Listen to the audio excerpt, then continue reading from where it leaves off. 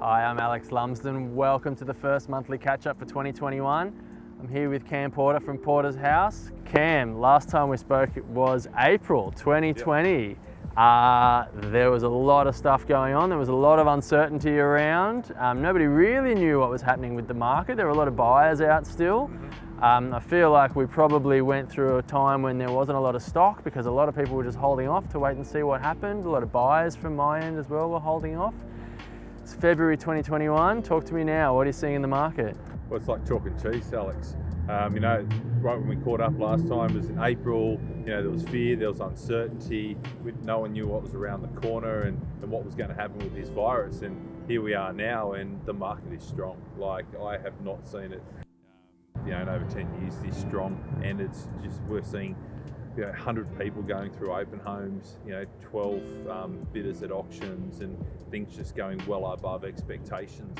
And I just see that continuing throughout the year. They've dropped interest rates since we last caught up as well to record lows, and people can lock in rates at under 2% for 4 or 5 years. Yeah. It's just giving them so much more confidence. And we're on the other side, and there's vaccines ahead.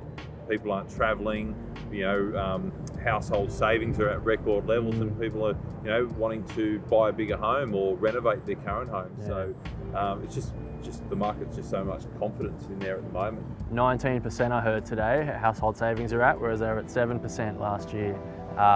It's just, it's incredible. And of course they're relaxing lending laws, and what do you think will slow the market? If this goes for the next couple of years, what's on the horizon that will stop it or slow it, do you think? Well, it's got to be government intervention, whether they intervene and change the serviceability rates and allow more of a buffer for people there.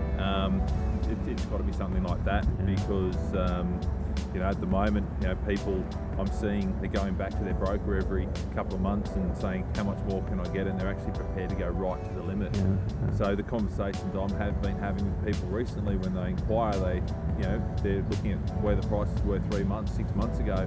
And I'm saying, well, it's moved over 10% in some of the areas we're buying, and they've got to adjust their expectations as well.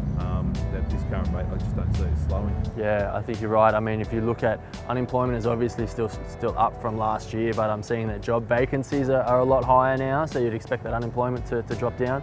Obviously the RBA is saying they're not going to raise interest rates in the near future, so that's not going to happen. So yeah, I think you're right, it has to be the government stepping in if they do, or they just let it roll and see what happens. From what you do in this sort of market, obviously when there's not a lot of stock around, what you do is very helpful to people because you have an insight into a lot of agents and what they have coming on the market. Right now in this sort of market, how can you help people? Well, once again, we're always looking for the off-market opportunities, but what we're seeing is a lot more agents now just putting things through to market because there is such little stock on there and there's such strong demand. They just don't know what's going to happen. So we're seeing a lot more of those off-market and pre-market opportunities.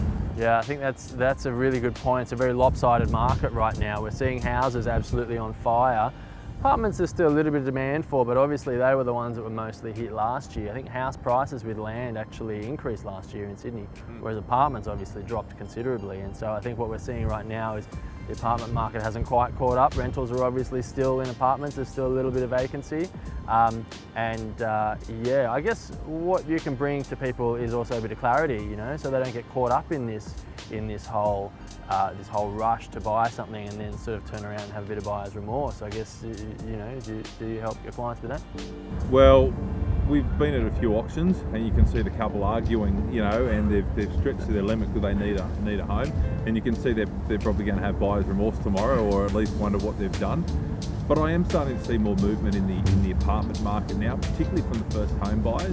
So, we're going to auction for a first home buyer tomorrow night. I know there's already 9 bidders going to be out there, and there's another one later in the week, yet again for a first home buyer apartment entry level. There's going to be at least 5 or 6 people there at auction. So we are starting to see strength in that market with the first home buyers, which then leads it out to those people that are selling, upgrading to larger homes, and then seeing a lot of expats moving back, people that had global roles. They don't need to be based overseas anymore, and they're moving back and wanting homes, and bringing a lot of cash and strong serviceability with them as well.